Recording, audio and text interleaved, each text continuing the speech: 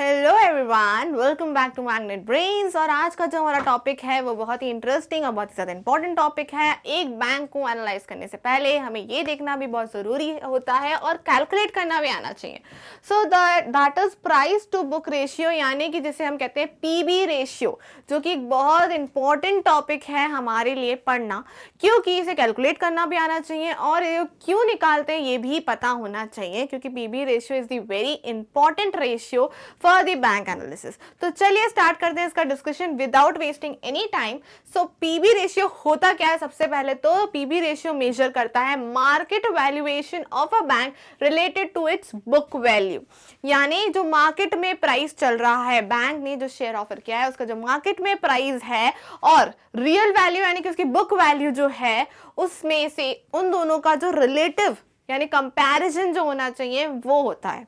अब ये चीज़ तो बिल्कुल क्लियर नहीं हुई होगी आपको कि मैं क्या बोल रही हूँ, तो इसको हम सबसे पहले तो फॉर्मूला लिख लेते हैं पीबी रेशियो का, आधी चीज़ें आपको उससे क्लियर हो जाएगी। तो पीबी रेशियो का जो फॉर्मूला होता है which is very simple, that is share price, यानी आपके शेयर का क्या प्राइस है एक शेयर का, डिवाइडेड बाय, यानी डिनोमिनेटर्स में आता है बुक वैल्यू पर शेयर। ठीक है, यानी कि बहुत इजी लैंग्वेज में बात करें, एक शेयर अगर हमने जितना भी प्राइस ऑफर कर रहे हैं, बैंक का एक शेयर का जो भी प्राइस है और उसके अपॉन में आता है बुक वैल्यू पर शेयर। अब शेयर प्राइस को तो हम लिख सकते हैं मार्केट प्राइस भी, ठीक है, यानी उस शेयर का जो भी मार्केट प्राइस होता होगा वही उसी को हम कह रहे हैं शेयर प्राइस, यानी कि मार्केट प्राइस। ये आपको खुद ब खुद बैंक बताता है, मार्केट से आपको पता चल जाता है, तो इसकी दिक्कत नहीं है। दिक्कत किसकी है? बुक वैल्यू पर शेयर की। उसके लिए हमें ये जानना बहुत जरूरी है कि बुक वैल्यू क्या होती है, कि बुक वैल्यू क्या होती है। तो चलिए देख लेते हैं सबसे पहले कि बुक वैल्यू ही क्या होती है। बुक वैल्यू होता है that is net value of the asset. Book value यानी कि net value of the asset. जैसे कोई भी बैंक है तो उसकी नेट वैल्यू क्या आ रही है, इसे हम इस तरह से भी कह सकते हैं कि जब बैंक बंद हो जाएगा तो आप लोगों को कितना अमाउंट मिलने वाला है, शेयर होल्डर्स को कितना अमाउंट मिलने वाला है। जैसे कि अगर हम देखें तो एसेट्स, अगर हम फॉर एन एग्जाम्पल अगर हम देखें कि बैंक के पास जो एसेट्स हैं, हमारे बैंक के पास वो एसेट्स हैं 500 के, ओके, 500 रुपीज के एसेट्स हैं। लायबिलिटीज हैं, क्योंकि हमें बुक वैल्यू निकालने का फॉर्मूला दिया हुआ है एसेट्स माइनस लायबिलिटीज, ठीक है। एंड एसेट्स एंड लायबिलिटीज आपको पता ही है ऑलरेडी। एसेट्स बैंक के लिए होते हैं उनके लोन्स, लायबिलिटीज होती हैं डिपॉजिट्स और अदर थिंग्स जो भी दी होगी वहां पे, तो वो आपको एसेट्स, टोटल एसेट्स मैंने लिख दी है 500, लायबिलिटीज है 400। क्लियर? सो यहाँ पे बुक वैल्यू क्या आ जाएगी, माइनस करोगे तो बुक वैल्यू आ जाएगी 500 minus 400, that is assets minus liabilities, तो आ जाएगा आपको 100। यानी बुक वैल्यू जो आ गई है वो आपकी आ गई है 100। इसे ऐसे भी बोल सकते हैं कि अगर कभी ये बैंक बंद हो गया तो जो शेयर होल्डर्स हैं, आप लोग हैं, उनको सिर्फ और सिर्फ 100 रुपए ही मिलने वाले हैं वापस। कितना भी इन्वेस्ट करो उनको अराउंड दिस मिलेगा, क्योंकि अपनी लायबिलिटीज पहले बैंक पे करेगा जो कि 400 रुपए की है, तो वो पे करने के बाद जितना भी एसेट्स में से बचा, जैसे कि 100 रुपए, वो उसी में से आप लोगों को पैसा मिलेगा। क्लियर? सो लायबिलिटीज, क्योंकि पहले रिस्पॉन्सिबिलिटीज होती है बैंक की, तो पहले वो वही पे करता है, राइट? चलिए ठीक है, यानी कि ये 100 रुपए जो आ गई है आपकी बुक वैल्यू आ गई है। पर आपको क्या चाहिए थी? बुक वैल्यू पर शेयर। आपको चाहिए थी बुक वैल्यू पर शेयर। तो बुक वैल्यू पर शेयर निकालना बहुत ही सिंपल है। जो भी हमारी बुक वैल्यू आई है दैट इज 100 रुपीज, उसको हम डिवाइड कर देंगे टोटल शेयर से, जितने भी टोटल शेयर्स हम ऑफर कर रहे हैं। तो हम टोटल शेयर्स अगर ऑफर कर रहे हैं 10, तो हम इसको डिवाइड कर देंगे तो हमारा आ जाएगा 10, यानी बुक वैल्यू पर शेयर आ गई है 10 रुपीज की।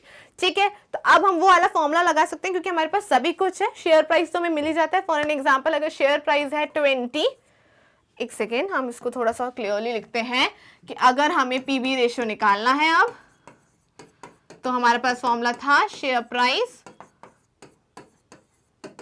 अपॉन, जो कि इसके नीचे हमने लिखा था बुक वैल्यू पर शेयर। अब हमें बुक वैल्यू पर शेयर भी निकल आई है, शेयर प्राइस हमें गिवन है, तो शेयर प्राइस अगर हमें 20 गिवन है और बुक वैल्यू पर शेयर अगर हमें 10 गिवन है, तो हमारा कितना आ गया? पीबी रेशियो आ गया 2। पीबी रेशियो क्या आ गया? पीबी रेशियो आ चुका है 2। ओके, अब इस टू का क्या मतलब है, इस टू का क्या मतलब है वो हमें देखना पड़ेगा। यानी कि जो हमारा ये चीज आई थी बुक वैल्यू पर शेयर, यानी कि हम ये बोल सकते हैं, तो यानी कि आज जिस शेयर के लिए आज आप 20 रुपए दे रहे हो, ठीक है, आज आप 20 रुपए जो कि मार्केट प्राइस थी वो आप जो आज दे रहे हो, कल को अगर बैंक डूब गया तो आपको सिर्फ और सिर्फ 10 रुपए मिलेगा, जो कि बुक वैल्यू है उसकी, ठीक है। बुक वैल्यू पर शेयर जब हमने निकाली 10 रुपए, उतना ही मिलेगा। वही पीबी रेशियो बताता है, यानी कि आज आप उसका दुगना, 2 आया था ना, 2 आया था हमारा पीबी रेशियो, यानी कि आप उसका दुगना आज पे कर रहे हो, जो कि कल आपको अगर बैंक बंद हो गया तो आपको सिर्फ और सिर्फ 10 मिलेगा, आज आप उसके लिए 20 रुपए पे कर रहे हो, ठीक है। इससे हमें ये क्लियर हो गया कि पीबी रेशियो क्या होता है। पीबी रेशियो बताता भी क्या है, ये एग्जांपल से आपको क्लियर हो चुका होगा कि कितना आपको नुकसान हो सकता है इन फ्यूचर अगर आप इस बैंक में इन्वेस्ट करते हैं तो। जैसे कि हम, क्योंकि इसमें बुक वैल्यू हम निकाल लेते हैं, जिससे रियल वैल्यू में पता चल जाती है कि यही होगी पर शेयर। अब कई बार किसी किसी सेक्टर्स में पीबी रेशियो काम का भी नहीं होता, बट बैंकिंग सेक्टर्स में काम का होता है। क्यों? क्योंकि बैंक के जो एसेट्स होते हैं वो थोड़े लिक्विड, हाईली लिक्विड होते हैं। हाईली लिक्विड मतलब कि आप उनको जल्दी कैश में कन्वर्ट कर सकते हो, और एप्रिशिएटिंग भी होते हैं। एप्रिशिएटिंग यानी कि उनकी वैल्यू बढ़ने वाले होते हैं। जैसे कि आप मान लो गोल्ड भी होता है बैंक के पास, तो गोल्ड की वैल्यू हमेशा बढ़ती है, गोल्ड की वैल्यू कभी भी कम नहीं होती है। तो ऐसे एप्रिशिएटिंग एसेट्स और हाईली लिक्विड यानी कैश के फॉर्म में भी होते हैं, बैंक के पास पैसा होता है एसेट के नाम पे, तो ये चीजों में हमें पीबी रेशियो काफी काम आता है, ठीक है, जो कि हमें एक तरह से एक अप्रोक्स बता देता है कि किस तरह से रेट आगे जाएगा, और आज अगर ये बैंक बंद होता है तो आपको क्या नुकसान हो सकता है, ये आपको पीवी रेशियो बताता है। जैसे कि हमने यहाँ पे देखा कि अगर बैंक बंद हो जाता है तो जो उसकी मार्केट प्राइस जो शेयर की 20 है, अगर आज हम वो पे करते हैं और फ्यूचर में बैंक बंद हो गया और चीजें बदली नहीं, तो आपको सिर्फ और सिर्फ 10 रुपए ही रिटर्न मिलेगा, विच इज ट्वाइस, मतलब आपको आज दुगना पे करना पड़ रहा है, जो कि पीवी रेशियो ने ऑलरेडी बता दिया था कि आप दुगना पे कर रहे हैं आज, ठीक है। आई होप कि आपको अब थोड़ी चीजें पीवी रेशियो को लेके क्लियर हुई होंगी कि पीवी रेशियो बताता क्या है और कैसे आपको कैलकुलेट करना है। तो हमने 1 बाय 1 स्टेप बाय स्टेप देख ही लिया है कि किस तरीके से आपको कैलकुलेट करना है, क्या क्या फॉर्मूलाज लगेंगे आपको to calculate the PV ratio. Okay, so PV ratio is very important ratio in terms of analyse. अगर आपको किसी भी चीज को, किसी भी मार्केट को एनालाइज करना है तो पीवी रेशियो जो होता है बहुत ही इंपॉर्टेंट रेशियो होता है, जो कि हमने आज के सेशन में डिस्कस किया। So I hope you are like it, कि आपको समझ में आया होगा, आपने सबने जो भी पीवी रेशियो को लेकर कंफ्यूजन हुआ होगा वो आज आपको क्लियर हुआ होगा।